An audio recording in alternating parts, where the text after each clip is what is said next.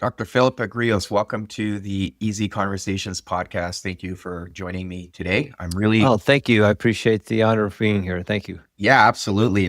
Pleasure's all mine. And I'm really excited to talk about some of the things we're going to jump into, especially around the work that you do, sabotaging ourselves. I've been really looking into that for many reasons, especially with the clients I work with. There's that whole self-fulfilling prophecy or self-preservation that comes in for people, and they know that they can protect themselves from failure, then they don't have to feel the shame that comes with it. So then how can they just not prepare for whether it's tests or interviews? So it shows up in so many facets of our lives, and I'm sure we'll get into all of that. But before we jump into the full discussion, I do want to give you an opportunity to share a little bit about yourself with the listeners and who you are, what's brought you here today. Yeah, I used to practice as a chiropractor and a functional medicine practitioner. My specialty was thyroid and autoimmune disease. And I practiced for 35 years. And during those years, I happened to stumble across a biological trait that we are born with that is the sole reason why we self sabotage ourselves, why we stop our success. And when I first found it, I was like, there's no way. This is too simple. So I went out to try to disprove it. And over 30 years researching thousands and thousands of people, not only was able to prove it, I found a way to switch it off instantly and it works 100% of the time. So about 3, 4 years ago, I left my practice and I'm doing this full time. I reference myself as a self-sabotage specialist, a business consultant, because we work with executives, entrepreneurs, and sales professionals all around the world. However, we do also work with from children to people who have marital problems to PTSD veterans to so many other different things that this one trait, once they understand it and how to switch it off, is a game changer for them. Yeah, no, I appreciate that. And I am curious because you're talking about your work in chiropractic.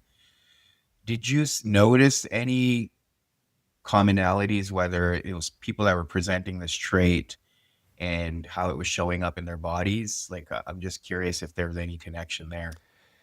Yes. So, in a broader sense, when I was working with autoimmune conditions, which are the sick of the sickest, right? And so, what we would do is when stress kicks in, there will have flare ups, we call them.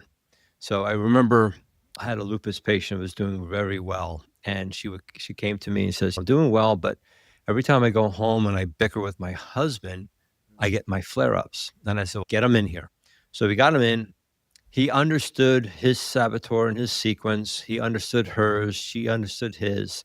And then once they realized that they didn't really hate each other or dislike each other, they were just protecting themselves from themselves at that moment in time. And when they used the TNow method, which is what we call it, we found that they bickered less and her symptoms dropped and her flare ups wouldn't come back as so much. So she could heal much faster. And I started seeing that across the board with patients who were addictive to whether they were drugs, to food, to work, to so many different things. Mm. And we all found out that it was from this one trait. One of the things I was able to discover was when people would come to me and go, you're going to kill me. And I was like, what you do now? And they say, I had a pizza. I said, okay, how do you feel? I've been in pain for 4 days. I said, I'm glad you did it. Congratulations. Now you're reinforcing that. But I have a really curious thought. I want to know what triggered you that caused you to eat that pizza or whatever I told them they couldn't eat because it caused a flare up. That was more painful to deal with than the 4 days of pain that you're experiencing. And what we were able to discover was that trigger was the saboteur, which then would trigger them to go to their numbing agents. Okay. So whether it was overworking, stress, to eating, to drinking, to whatever the case may be. And then once we were able to show them how to deal with the trigger with the TNow method, two things happened. They lessened their numbing agents or they stopped them. And I was like, wow. And that's why I had very high success rates, because we were able to give them just the one thing to focus on and not 10 or 12 steps or a whole slew of things, but just one thing to focus on. And then there was a cascade of a behavioral domino effect that I called that caused them to now be able to take more control of their health. Yeah, yeah. And what I'm hearing from you is a couple of things. So obviously, if you're able to understand this trait, not only is it going to help you in your life moving forward, but it also has the physical benefits as you're touching on, because a lot of people experience these flare ups. The other piece I'm hearing is you touched on it, but there's a lot of overlap in how addictive behavior manifests. And sometimes it's that trigger that we experience, this internal state that creates discomfort and stress. And we will tend to engage in these behaviors to escape that sensation that we're feeling. And that's what I'm hearing as well. Even with this one individual you're describing, the pizza on the surface is just the behavior, but we don't really see what's going on below the surface with respect to that internal state. When I hear we're born with this trait, for a lot of people, that could be very difficult to absorb, because if I'm born with it, can I make a change? And assuming that's what the TNow method's based on, but let's talk about this inborn trait and how do we become aware of it? Yeah, so I call it the inborn sabotaging trait.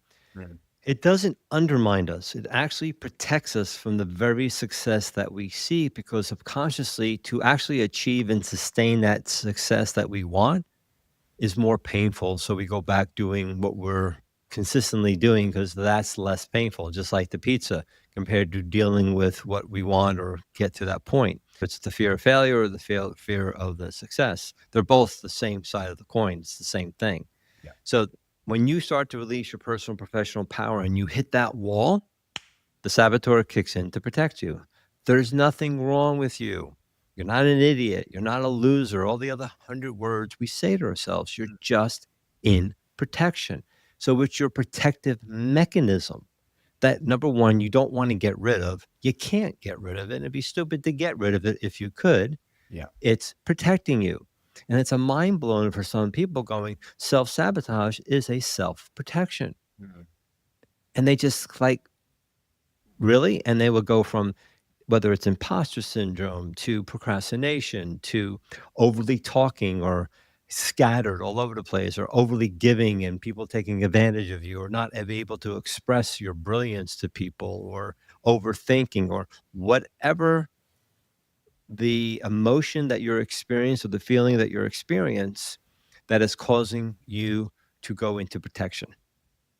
So when you start to release your personal professional power and you hit that wall, as you start to contract, knowing it's only one trait, Mm. and then using what we call the TNow method, or part of it is called the antidote, right? I called it the antidote because it works 100% of the time. Yeah. So when you use the antidote, you instantly go into growth. And now you're doing this compared to just, whoops, keep my hitting my mic, instead of it going into that hamster wheel of the thing going over and over again. So Yeah. that's what it is. When people like, does the trauma cause this? And I said, no.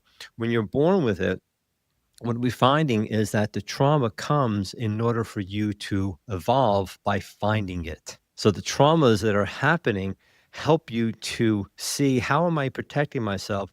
And then from there, learning at how to deal with it through understanding that antidote or the TNow method, whatever. And that's what was able to find it. And that's why for decades, I'm like, this can't be this simple. Mm. So like I said, I tried to disprove it and we couldn't. Yeah. Yeah. And what I'm hearing too is, as you're touching on, is, as you said, you want to become an ally with this trait, right? You want it to You want be to dance with it. And then what you're sharing is it then allows you to expand your capabilities and your potential, rather than, if you're not integrating it into your life, then it's contracting and holding you basically small, as people would say.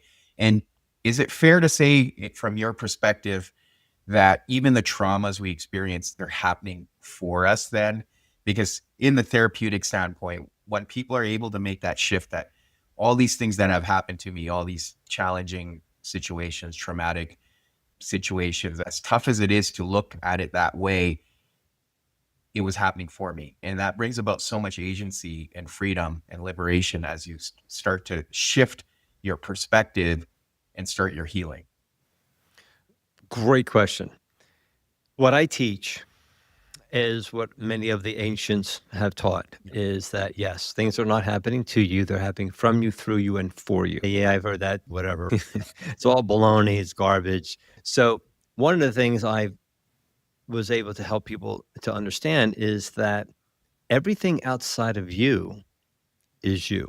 The person you can't stand is a part of you you can't stand. That's why they're showing up, to show you what you're not dealing with. That's why you're pissed off at them. You show up in my life to show me what I'm not dealing with. What I used to do, I went through a lot of stuff. I went, and you can look at my bio another time, but I went through a lot of trauma and many things over kind of 20 years or so. And one of the things I realized was that at that moment, I would say, I wonder what gift I'm getting. I wonder what gift I'm getting. Oh man, I can't wait to see what gift I'm getting on this one. And then later I realized that was my gift, got the gift. The gift was for me to figure out how to use this as a benefit. But we've been taught how to use it as a detriment. So you can look at anything coming your way as good, bad, or just is. If you go into the just is, even though something good happening, because when you get, oh, it's all, everything's great, and you get into that higher level, drop, right? Now, I'm not telling you to be a robot. I'm telling you that your ups and downs, your crests and things like that should be like this, Yes. not like a roller coaster. And that's what happens to people. So when that happens, how many times have you asked, prayed, meditated, or people in your audience have done the same thing, or your loved ones, and something bad happens? See, I shouldn't have done this. I knew it. They're punishing me. I must have done something wrong, and all the other stories we make up in our heads. They're not punishing you. The bad thing was there to wake you up, was to help you to look at, do you really want to go down this path? Maybe there's another path. Delays, even myself, we've got some major things happening with the business soon. For the last 5 months, there has been delay to delay. Have you ever been through that, guys? You're listening? What the heck's going on? Right now, things are, within the next few weeks, we're going to see it's actually going to happen. But when I look at all the delays, if the first person said yes to it, we would never be in the major situation we were in. By me just allowing and going, okay, what's the gift? Yeah. See, it's up to you to interpret what that experience is. There's nothing for you to learn. You're perfect beings. There's nothing to learn. You're here to experience. Yeah. Well, and to add to that, I completely agree with you. There's a gift in everything. And sometimes we don't see it, right? You may not see it for years. And then for me, it's happened so many times. I just sit there and a realization comes to me. Oh, now I see it all. If I just have that wider lens view, and I'm like, okay, it makes sense. But sometimes it will never make sense. But there's this aspect of faith, I guess, that comes in, that it is all happening for me. And there is that lesson to be taken as well, as you touched on, in a different way, because if these bad situations, as we label them, do not happen, then we're not going to make changes. And growth happens when we make those changes. And I remind adversity causes us to evolve. Correct. You have a choice with every situation, to evolve or dissolve. They're both there at the same time. Yeah. My life is falling apart. Yeah, but it's also falling together. How's that big? You can't have short without tall. You can't have healthy without unhealthy. As things are falling apart, if you look on the other end, they're falling together. Yeah. What side do you want to look at? Yes. Yeah. It's the glass half full or glass half empty approach, right? Yeah, you can't evolve without dissolving. You can't dissolve without evolving. They happen at the exact same time. Yes. Absolutely. We live in a dichotomy world, up, down, in, out, yin, yang, and all that stuff.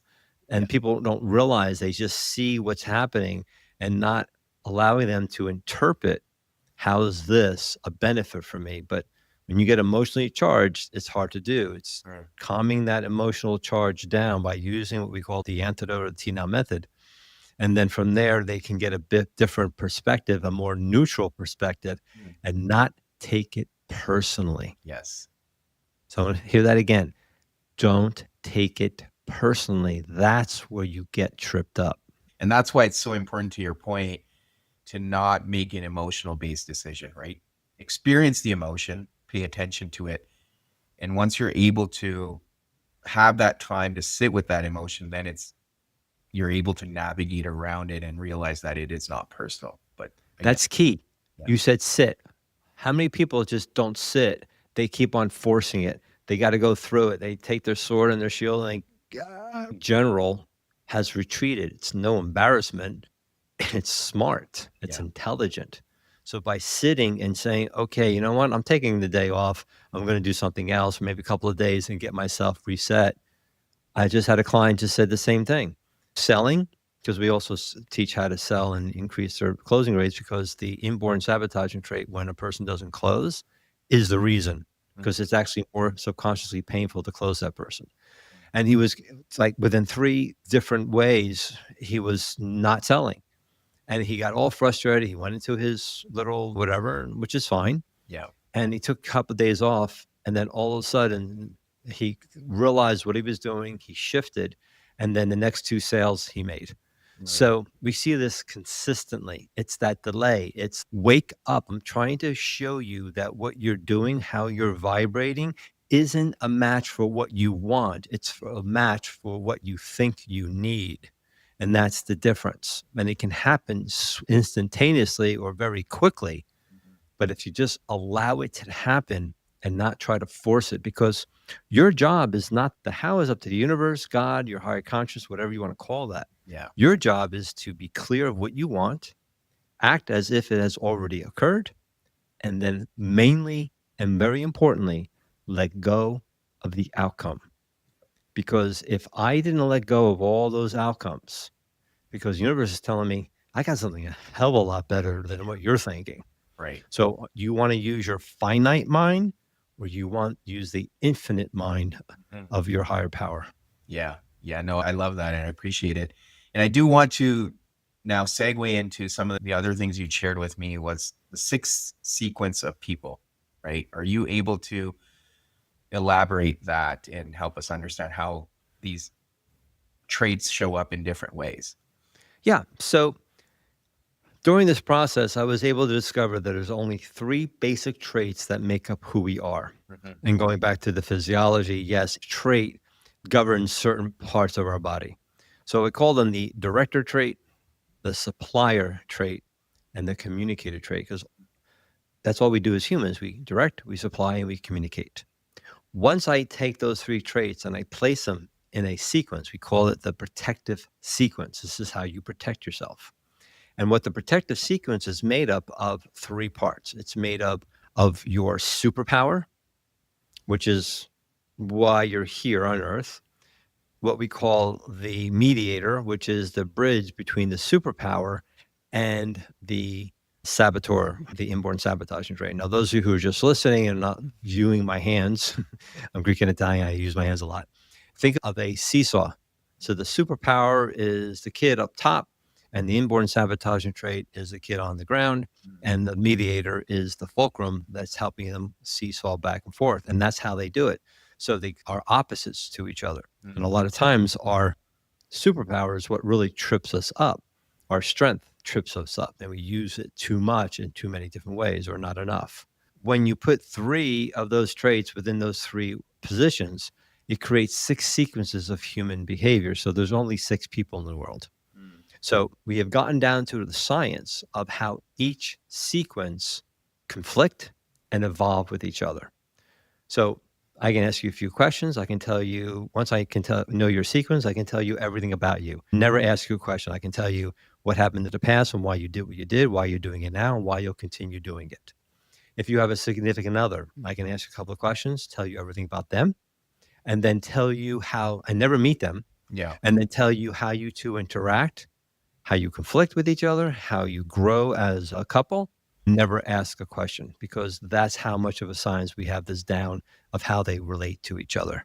For instance, those of who are business people or sales professionals out there, have you ever talked too much that you talked yourself out of a sale? Okay.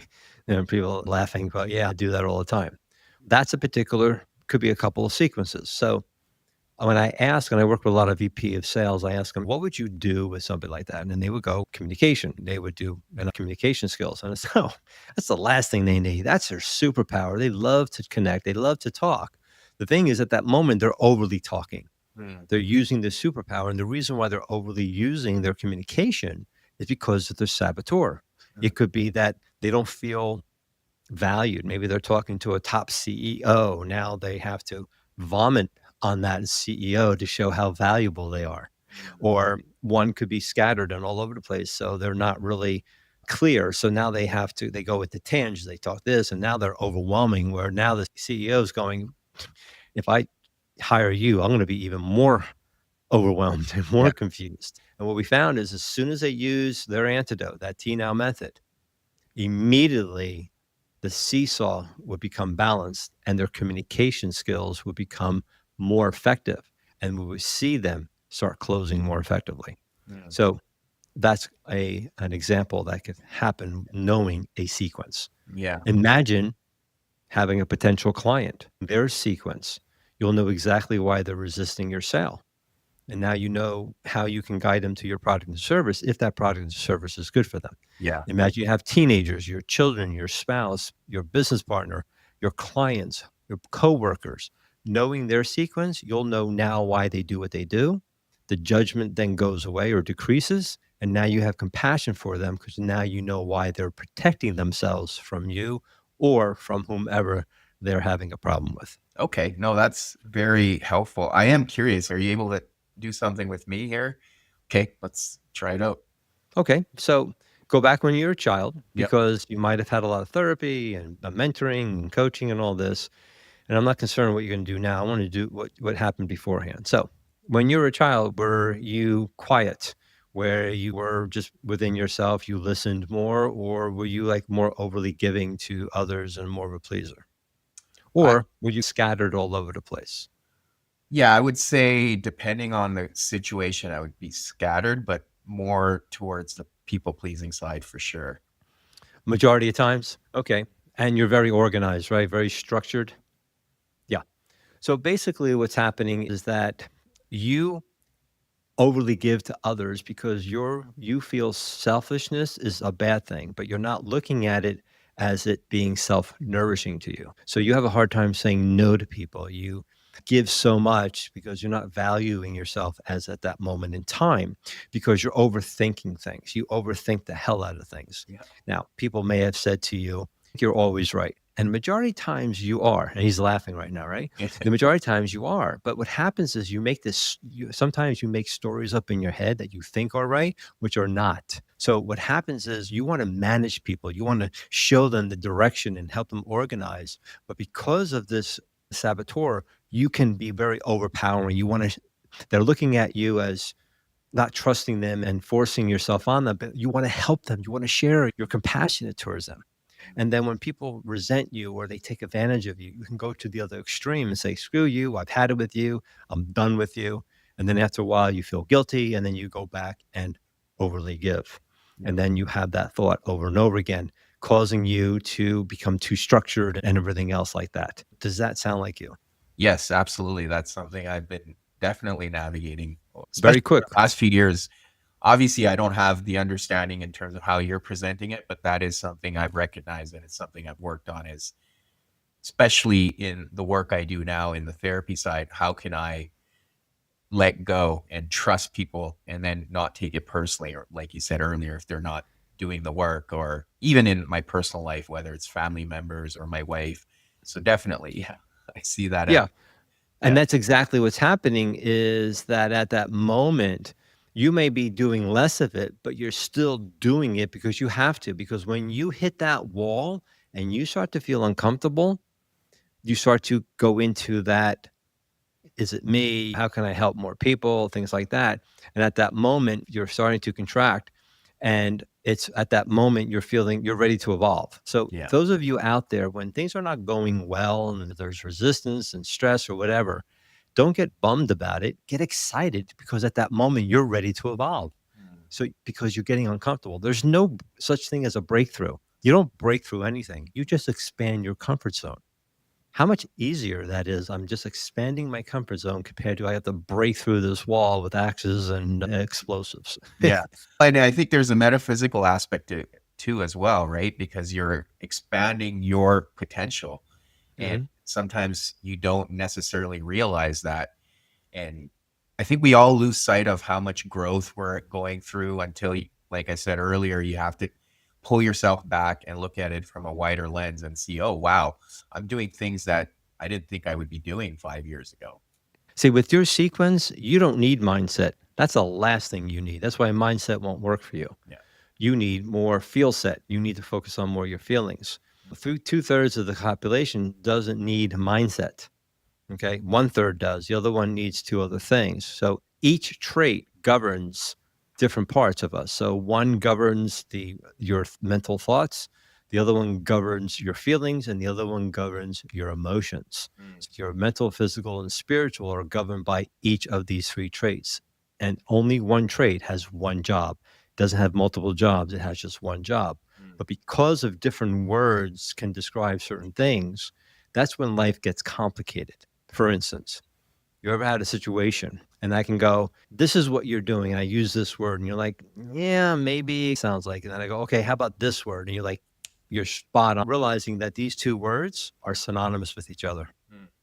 That this word, the second one, is more relevant to that situation for that day. Mm. Because the next day, tomorrow, the other word could be relevant depending on it. Now you think it's all different things, but it's the same saboteur. It's only one thing for the rest of your life for you to focus on. Yeah. And we prove that.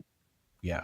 Are you able to explain a bit more in terms of what mindset is in this context? And you said everything is typically physical, spiritual, and mental. How do you tie all the different ways of looking at it?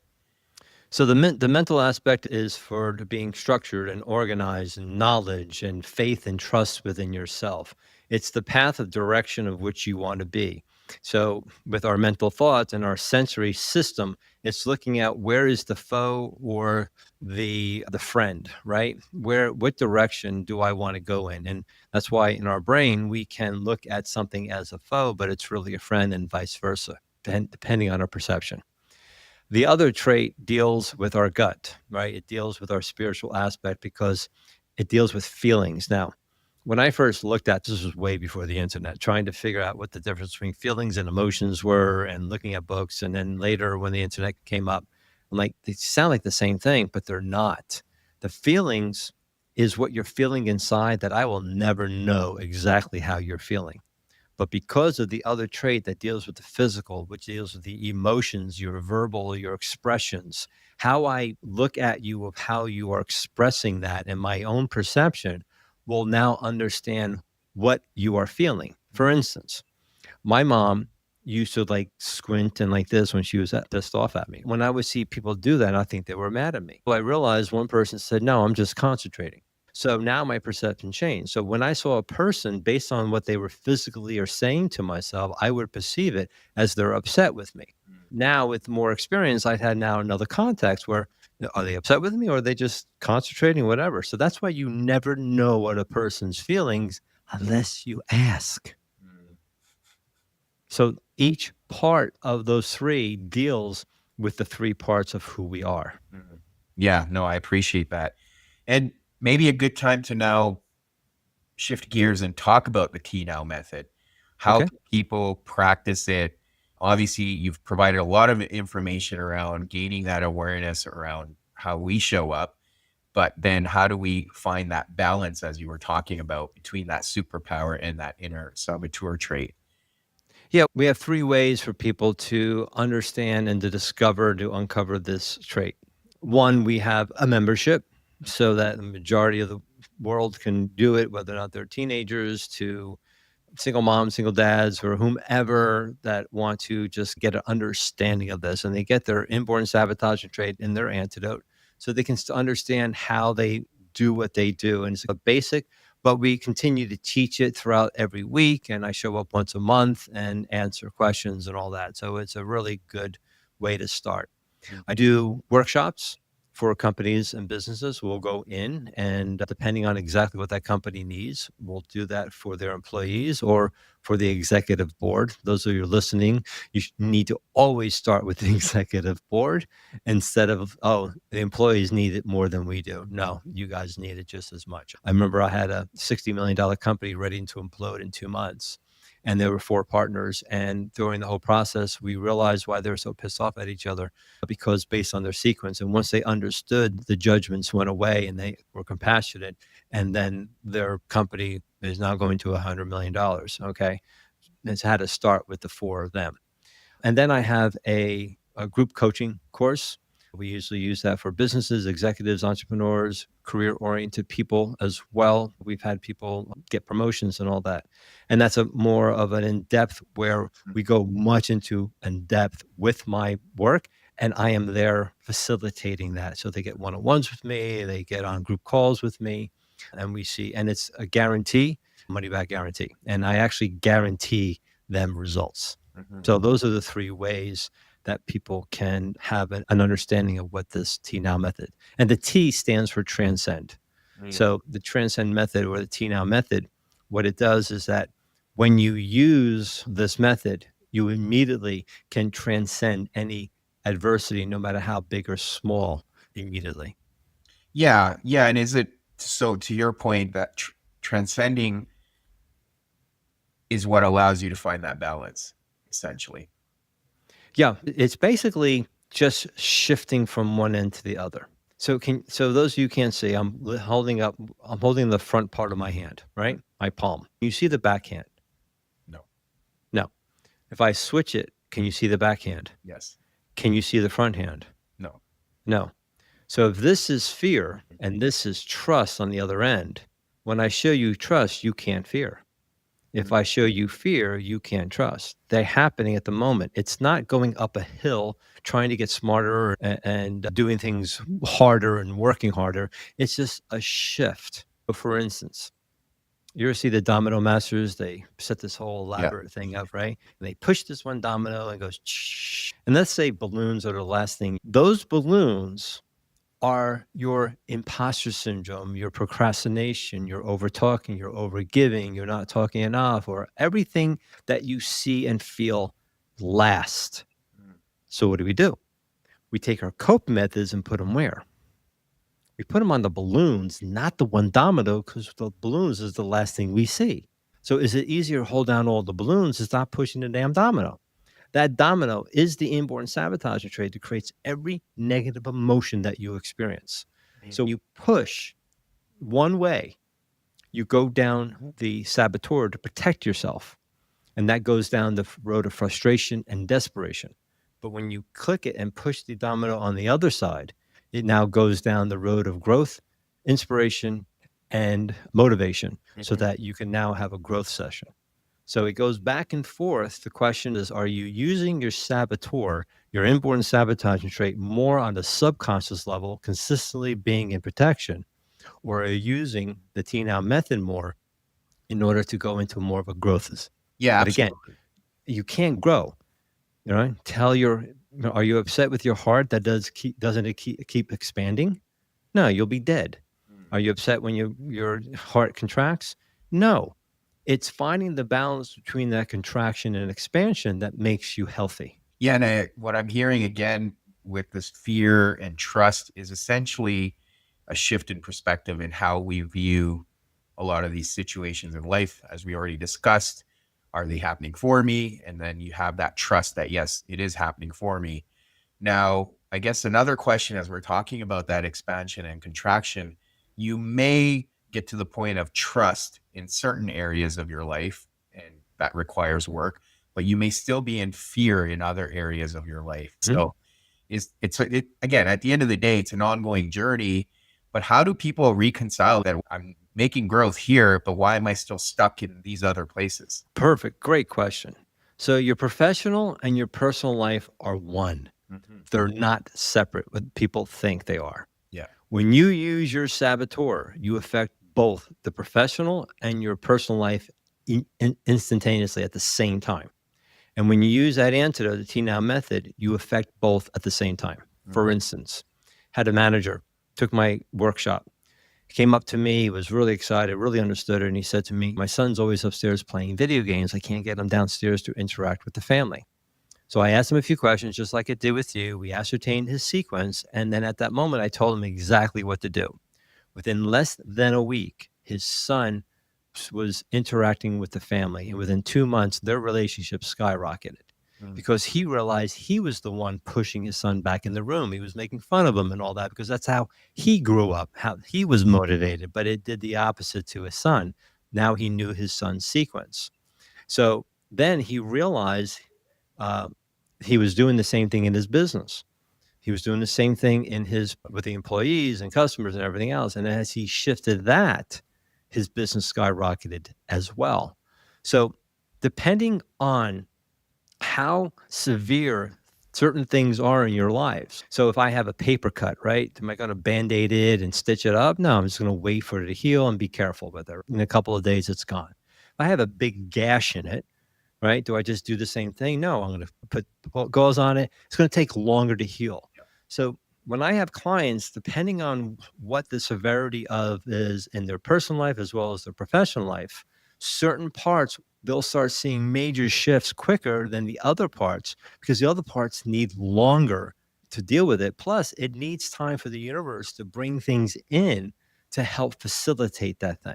Yeah. And if everything went so well, you guys would be bored and you'd be listening to a podcast of how to stop being bored. Yeah. So that's what happened. You're not here because for everything to go well. You're here for the contrast. You're here for adversity so you can evolve. Yes, absolutely. Yeah. And I guess one of the things, because I talk to so many people and they have similar struggles, and I know this is very specific, but around children playing video games. So you said you provided some guidance. What can parents do? Because that is definitely an issue we are seeing quite a bit, and many people are struggling with it. The only way they can do is finding out their sequence. We've had people from different venues. We've had divorces ready to go into divorce, and now they're still married because they understand they were now just protecting themselves, not hating each other. And then you bring children involved. Why would one parent be more focused on the other or defending the other person or the other child? And why is the other parent screaming at the child? Once they understand their sequence, they understand. For instance, we had this situation, and the mother would scream at the kid to get up from the other room and do all these different things. And that was just her superpower. Okay. Yeah. Once she understood his sequence, it had to change. She had to go to him, had to prepare him the night before. We had to get him up, and things started to shift because she wasn't screaming anymore. She was understanding this is what he needs compared to her other child who used to get up and do everything the way she wanted to. But when that child didn't do or had difficulties, she now knew that she had to deal with that child differently than her son. Once you know the sequence, life gets so much easier. Yeah. Look, I have 2 children. They're 27, 33 now, 2 girls. My oldest one gave me my gray hair. I have 4 stepchildren, 7 grandchildren, and we use this consistently with them as well. And we see a much different shift once we understand what's going on with them. Yeah, and I appreciate that. And I think 2 points that I would like to reemphasize based on what you've shared already is don't take it personally. And then it is a protective mechanism, right? So if you see your child, again, using that as an example, who's constantly playing video games, not coming out of the room, don't take it personally as a parent, but then recognize that they're doing it as a protective mechanism. How can you then have that compassion and understand what? Yeah, and don't go into don't catastrophize. Oh, they don't do that, they're going to fail in life and they're going to be a bum from them just playing video games. Yeah. The other thing too is if they're 4 or 6 or 13, that's how many years they've been on this earth. You don't have your stuff together. Why would you think they would? Yeah. And they're really just looking at how you're not dealing with it as well. And when I first heard that, I was like, that makes total sense. Yeah. I got a 12-year-old who I think only has 12 years of experience. And I had, I don't know, was I 40, whatever what it was. And I'm like, I wasn't getting. So yeah, just got to give them grace. And you're there to help them through it, not to make it worse or get frustrated because you're seeing you in them. Yes. What they're doing It's what you're not doing. Anytime anybody really upsets you, sit back for a moment and say, am I doing the same thing? And I tell you 100% of the time when I've had this with clients, whoever, that's what's happening. Yes. It's for you to take care of that part of you. And then therefore, when they do it, it won't be as emotionally charged for them. Absolutely. Yeah. And touching on that, because obviously you've shared a lot of knowledge and awareness that you have, how do you navigate your inner saboteur and when it comes up? Because as we've been able to discuss thus far, it is an ongoing experience and evolution. So how have you been able to navigate it, knowing all this as well? I'm a mess. No, I'm kidding. Number one, I know that I will use my saboteur and I don't get upset with it if I am not doing what I'm supposed to do. Okay. I'm going to answer that, but let me give you another example. I don't care if you go into a corner when you're upset, take your pillow, suck your thumb, and get in a fetal position on the floor. I'm good with that. And people are like, what are you, nuts? That's horrible. No, that's just how you protect yourself. The problem is, how long are you there for? That's the problem. How long are you using your inborn sabotaging trait more than your antidote, right? So it's okay if you're scattered all over the place, or you overly gave to somebody, or you didn't really express and say, I should have said that to that person. It's okay. Give yourself some grace. What can I do differently next time? Differently, not better or smarter, because that's like going up a hill, right? Because if you stop, then you lose ground. That's why people freak out. They consistently go. But if you're going down a road and you realize that wasn't a great road, what are you going to do? You make a left or a right. It's nice and easy. It's lateral compared to going uphill against gravity. So what could I have done differently? What could I have said differently? How could I have been a little more, less scattered and more organized? How could I have not given so much and I was okay taking, because at that moment I needed to self-nourish myself and not them, right? So I use my antidote all the time. When I don't use it, it is because I'm doing something I don't like, and I have to become aware of it and say, okay, why are you doing this? I don't want to do this. Okay. Do we have to get this done immediately? Yes. I don't care. Take a 3-minute break, do some push-ups, run up and down, get the blood working, get your butt down, and get it done. And that's what I talk to myself about, right?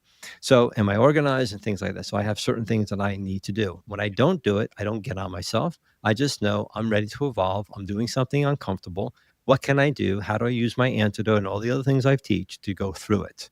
So that's what I did for the last five months. If I was telling you about, did I at times go, oh my God, what the? Of course I did. I'm human. Yeah. Right. When I was a functional medicine doc, I used to tell people, hey, I do 90 to 95% of what I'm going to tell you.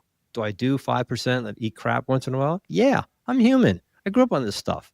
Yeah. I'm going to do that. So same thing here. What I do, and if I haven't, and I'm totally transparent with my clients. Yeah, I had this situation. I did this. Yeah. What would you have done differently? What would you help coach me on? And then it would be exactly what I did. Question. I hope that answered it for you. Yeah. I think it's important to recognize that even if you look at it in the sense that you're the teacher still learning too, right? And sometimes the teacher and the student have to learn together. If I may not learn, we're just protecting myself. Yeah. That experience was something that I was given as a gift, and I looked at it as a detriment. I looked at certain times of delays as a detriment. Come on. And then what I usually say, I don't say, please give me more strength or give me more patience. I already have all that. I just ask, help me tap into my patience more and to expand it.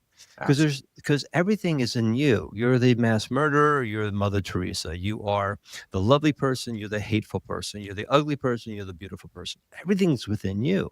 It is up to you what you want to tap into to show yourself in the world at that moment. Yes. And if you don't, and you go to the other side, it's okay. How long have you been holding it? Are you being hating and stressful for 5 days, 5 weeks compared to 5 minutes or maybe a day? And that will have a less dramatic on your health, on your spiritual aspect of who you are, and your mental. Mm-hmm. No, that's amazing. And thank you so much for all of that. And thank you so much for this conversation. I've taken a lot back, and I hope the listeners will as well, because there's a lot of nuance here, but at the same time, valuable information and just understanding ourselves and not working against ourselves, but really finding the ways we protect ourselves for a reason, but not letting it hinder our growth. So I definitely appreciate all that. Now, you did touch on the ways in terms of how people can tap into the TNow method and work with you. But what are some ways people can find your work online? You've got your book there. Are you able to share some of those resources as well?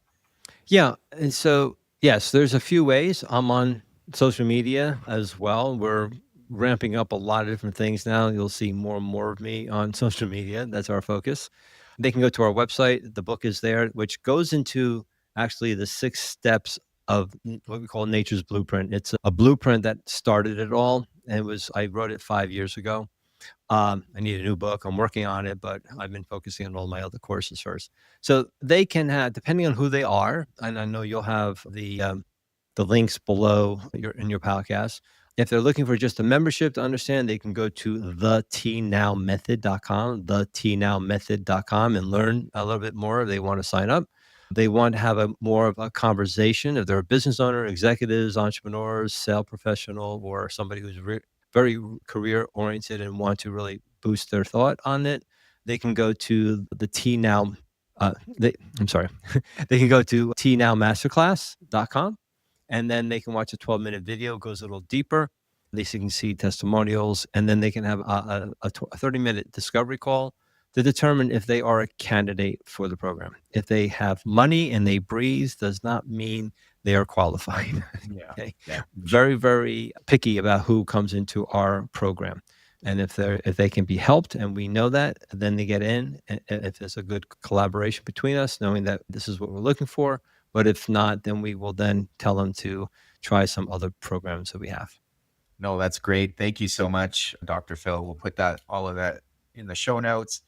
But this was really fun. So thank you for that. I had a blast. I hope this was valuable for you and to your audience. And thank you so much. I really had a great time.